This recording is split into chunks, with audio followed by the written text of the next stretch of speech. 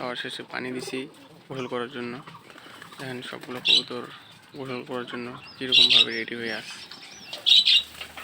তাদেরকে দেখাই ভালোভাবে। এই যে দেখ সবগুলো গোসল করার জন্য পাগল হয়ে আছে। দেখেন কীভাবে গোসল করে, শুধু ঝগড়া চলতেছে গোসল করতে গিয়ে। এই যে এখানে এক জোড়া কবুতর ডিম দিয়ে দিছে, এখানে রাখছিলাম এই যে উপরে। আরও এখানে দিয়ে এক জোড়া কবুতর ডিম দিবে অতি শীঘ্রই।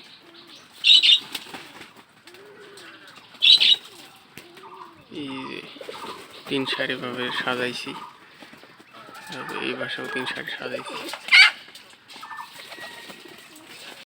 দেখা যাক কি হয়।